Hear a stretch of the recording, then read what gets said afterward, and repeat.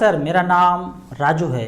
इस वीडियो में आज बताएंगे कि बेस्ट मिड कैप कैटेगरी में आपको इन्वेस्ट करना है और लंबे समय तक इन्वेस्टेड रहना है तो कौन कौन से फंड में इन्वेस्ट करना चाहिए। तो यहाँ पे पहले तो एक रिकॉर्ड देखते हैं कि वन टाइम में पिछले 10 साल का अगर रिकॉर्ड देखा जाए तो एवरेज रिटर्न 17.76% का रिटर्न दिया है और SIP ने 16% का एवरेज रिटर्न दिया है। मेरे से अगर पूछेंगे कि कौन कौन से मिड कैप कैटेगरी में पैसा इन्वेस्ट करना चाहिए तो मैंने जो चूज किया है SBI mid cap, HDFC mid cap, Kotak emerging equity, axis ICICI का मिड कैप और सबसे फेवरेट मेरा जो सबसे पुराना फंड है निप्पॉन ग्रोथ फंड, पहले इसका नाम रिलायंस ग्रोथ फंड हुआ करता था। तो यहाँ पे देखते हैं पहला जो 10 लाख रुपया 10 साल पहले किसी ने इन्वेस्ट किया तो यहाँ पे इस तरह से रिकॉर्ड है कि 2012 से लेकर 2022 तक टॉप का जो फंड है इडलवाइस है, फिर कोटक है, फिर SBI है। तो SBI का बात करते हैं। SBI में 10 लाख का वैल्यू बनाया है 58 लाख रुपया 19% के रेट से। मैं हमेशा बोलता भी हूँ कि आपको बैंक रिलेटेड म्यूचुअल फंड में पैसा लगाना चाहिए सेफेस्ट चलने के लिए, लंबे समय में चलना है। तो कौन कौन सा bank? SBI, ICC, HDFC, axis, ये सब बैंक वाले हैं, कोटक हैं, बैंक वाले AMC हैं। तो वहाँ पे आप इन्वेस्ट कीजिए, ज़्यादा अच्छा रहेगा क्योंकि अपने आप में बैंक इतना बड़ा है और म्यूचुअल फंड उसी का पार्ट है। तो उसी में मैं हमेशा यही बोलता हूँ कि बैंक वाले AMC में कीजिए। तो सबसे टॉप का जो इडलवाइज फंड है इसने बना दिया कितना 10 लाख का पिछले 10 साल में 62 लाख रुपया 20% के रेट से। लेकिन एवरेज का अगर बात किया जाए कि हम सब जगह लगा दिए 1-1 लाख रुपया, तो एवरेज जो मिला है 10 लाख का वैल्यू 51 लाख रुपया मिला है 17% की रेट से पिछले 10 साल में। वही अगर SIP का बात करें कि 10,000 रुपये पर मंथ का SIP किया पिछले 15 साल में, 10 साल में SIP का टाइम कम है।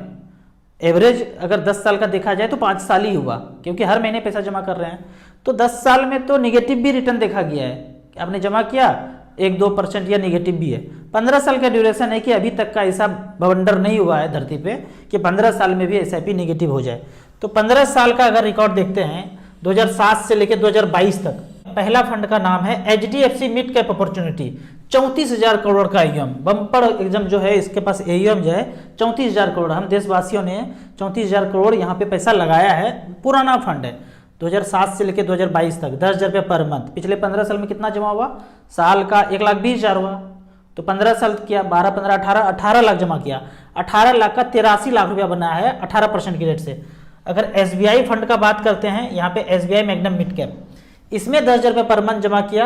AUM कितना है इसमें? 8100 करोड़। 2007 से लेकर 2022 तक जमा किया 18 लाख, वैल्यू है 75 लाख 17% की रेट से। अगर एवरेज का बात किया जाए, कैटेगरी एवरेज, तो 69 लाख रुपीज यहाँ पे बना है 18 लाख का वैल्यू। 16.45% का रिटर्न यहाँ पे जनरेट करके SIP ने दिया है। अब मैं ये बोलता हूँ कि 2-2 हज़ार रुपया सब में इन्वेस्ट कर दीजिए। जैसे ही मैं बोलता हूँ कि 2-5 मिड कैप में कर देंगे तो बवंडर सा क्वेश्चन आता है, खड़ा हो जाता है कि ओवरलैप हो जाएगा। ये ओवरलैप बात मुझे समझ में नहीं आता है। मैं यहाँ पे 2 फंड का नाम लेता हूँ, SBI और HDFC।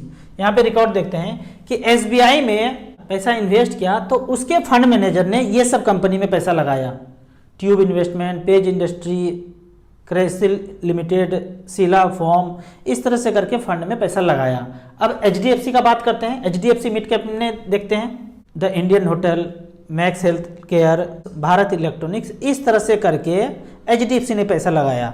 अब यहाँ पे मैं अगर देखना चाहूँ कि कॉमन क्या है तो द इंडियन होटल कंपनी यहाँ देखेंगे और SBI में देखेंगे 8वें नंबर पे आता है द इंडियन होटल कंपनी। यहाँ पे 3% लगाया है, जबकि HDFC ने कितना लगाया है? 5% लगाया है। दूसरे उदाहरण से समझते हैं कि एक बड़ा सा खेत है। अब इसमें 4 फंड मैनेजर है बैठा हुआ, 4 किसान हैं। सब लोगों को आलू, प्याज, टमाटर, गोभी, धनिया पत्ता बो देना है। तो एक आदमी अगर बो दे धनिया पत्ता और आलू, टमाटर, गोभी, तो जितना होगा, मान लो जितना भी हो जाएगा, और 4 आदमी अलग अलग होता और वो भी उतना ही बोता, उतने ही खेत में, तो क्या दोनों का आउटपुट बराबर ही होता? दोनों का मेहनत बराबर ही होता?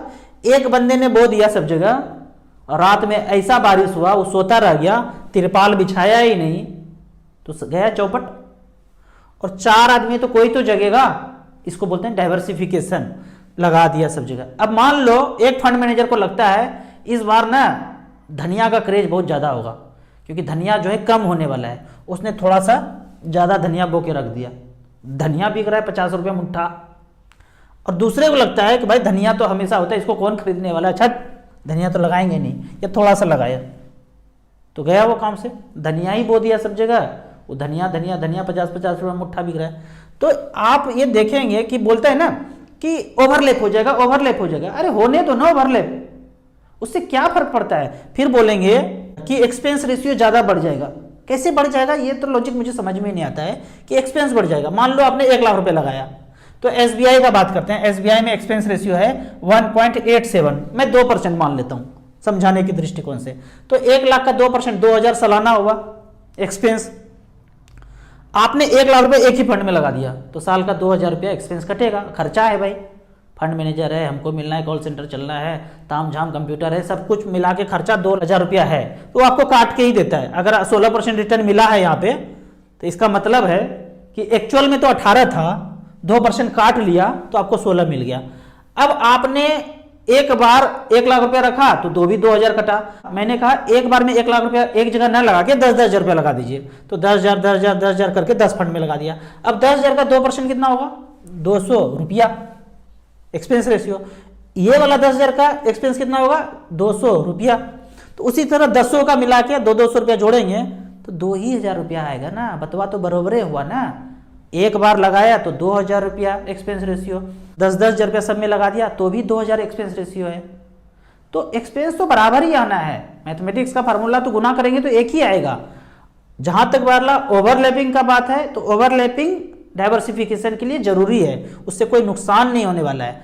कुछ नुकसान होना है तो हमें बताइए, कमेंट सेक्शन में समझाइए, जो कि मैं समझ नहीं पा रहा हूं। अब उन लोगों को ही एक्सपेंस ज्यादा लगेगा या लगता है जो 9th और 10th में पीछे वाला बेंच पे बैठते थे, वो समझ में ही नहीं आएगा उनको, मैं बता दूं तो भी समझ में नहीं आएगा। और यहाँ जो 36,000 37,000 सब्सक्राइबर है ना, ये अपने ज़माने में 90% से ऊपर नंबर लाए हैं और आगे वाला बेंच पे बैठने वाले बंदे हैं, तो इनको सब कुछ समझ में आता है। जो लोग ये सोचते हैं ना, अरे क्या फ़र्क पड़ता है, कोई 8% रिटर्न दे रहा है, कोई 10% दे रहा है, कोई 15-16% रिटर्न दे रहा है, इससे क्या होगा। होता क्या है ना, हम सोच ही नहीं पाते हैं, हम सोचते हैं 1 साल 2 साल का बात, लेकिन आगे अगर सोचेंगे ना लंबा समय के लिए, फिर आपको समझ में आएगा, दिमाग का खोपड़ी का ब्लूटूथ ऑन हो जाएगा। अच्छा ऐसा हो सकता है क्या, एसआईपी के सेक्शन में गए, 10,000 रुपये पर मंथ 15 साल तक 16% का एवरेज रिटर्न मिला है, तो वही कैलकुलेट करूँ तो टोटल जमा होता है 18 लाख, वैल्यू होता है 74 लाख रुपया। नहीं 16 मिले, अगर 12 भी मिलता है तो कितना होता है, यहाँ पे देखते हैं 18 लाख का वैल्यू 50,45,000 रुपया होता है 12% के रेट से। यही पैसा बैंक, पोस्ट ऑफिस, सेफर जगह लगाते हैं और 7% के रिटर्न से मिलता रहे तो 50 लाख की जगह 31 लाख रुपया बनता है, 31-32 लाख रुपया मिलेगा। यहाँ टैक्स भी आपको 30% या 20% देना है और वहाँ म्यूचुअल फंड में हमेशा 10% देना है। तो कैलकुलेट करेंगे लंबे समय के लिए तो पता चलेगा कि ज़्यादा नहीं, 15-20 साल मेहनत करके पैसा इन्वेस्ट करके इतना हो जाएगा कि आगे का रिटायरमेंट का ज़िंदगी आराम से जी सकते हैं। रिटायरमेंट का ज़िंदगी का ये मतलब नहीं कि कुछ काम नहीं करेंगे। एक बार ट्राई किया था हमने, कुछ काम ना करूँ, ट्राइग्लिसराइड इतना बढ़ गया कि लगा कि अब ऊपर जाएंगे। तो बचने के लिए, शरीर को जिंदा रखने के लिए काम करना जरूरी है। तो अब काम पैसा कमाने के लिए नहीं करते हैं, शरीर स्वस्थ रहे इसके लिए काम करते हैं, उल्टा रिश्ता है। अब यहाँ पे उन लोगों के लिए बात करते हैं जिनका एज 20 से 35 है और ताज़ा नौकरी लगा है, सैलरी आया है, 1-2 साल हो चुका है, अब फ्लैट लेने के चक्कर में है। अपना फ्लैट तो ज़रूरी है ना, इमोशन होता है, भावना होता है, फीलिंग होता है, ज़रूरी होता है ना। मेरे घर पे एक ना मिलने के लिए आ गया हमसे, बोलते राजू जी आप मना करते हैं घर के लिए, पर अपना घर तो अपना ही होता है ना, इतना इमोशन, भावना, ये वो तामझाम हमने तो बना लिया है। तो कैसे बनाया, 30 लाख का प्लॉट खरीदा था, 25 लाख रुपया बनाने में लगा, 55 लाख रुपया में बन गया। तो मैंने उनको कहा यदि अभी कोई 80 लाख रुपया आपको दे दे तो क्या ये घर उनको बेच सकते हैं। तो आराम से बोला हाँ बेच देंगे, इतना फ़ायदा होगा तो ज़रूर बेच देंगे। फिर कहाँ गया वो इमोशन, भावना, फीलिंग, एक घर होना चाहिए, ये सब कहाँ गया। ये सब बात है ना, अंत में सबको पैसा ही चाहिए, अंत में सबको पैसा चाहिए, पर हो नहीं पाता है। बेचैनी में सब लोग भाग दौड़ कर रहे हैं, इतना बेचैनी की भाग दौड़ कर रहे हैं। एक छोटा सा कहानी है, एक लकड़हारा ना बेचैन था पड़ोसी को देख के कि उसने कोठी ले लिया, बाइक भी खरीद लिया और 100 गज का प्लॉट भी खरीद लिया दूर में कहीं पे, बताया भी नहीं। परेशान था और लकड़ी काटने हर बार जंगल में जाता था, परेशान होके 40-50 किलो लकड़ी लाता था, 100-200 में बेचता था, जीवन यापन करता था। देख देख के इसको कुड़ते रहता था, अंदर अंदर चिढ़ते रहता था। तो रोज़ आना जाना इनका लगा रहता था, एक दिन के लिए जीवन यापन करने के लिए रोज़ उनको जाना ही पड़ता था। तो वहाँ पे जंगल में एक साधु जी बैठे हुए थे, उनको देख के हंसने लगते थे, रोज़ जाते थे आते थे, रोज़ देख के मुस्कुराते थे। एक दिन लकड़हारा को गुस्सा आया, साधु के पास बोले, ऐसे कुल्हाड़ी रखे, बोले आप हमको देख के क्यों हंसते हैं, हम तो ऐसे ही परेशान हैं और आप हमको देख के चिढ़ाते हैं। बोले तुम बैठ जाओ। बोले बैठ कैसे जाऊँ, घर में खाने को कुछ नहीं है, बैठने बोल रहे हैं आप। बोला बैठ जाओ, मैं तुमको 1 लाख रुपया दूंगा, बैठ जाओ। 1 लाख सुन के वो बैठ गया। बोला धीरे धीरे सांस, आंख बंद कर लो और धीरे धीरे सांस लो।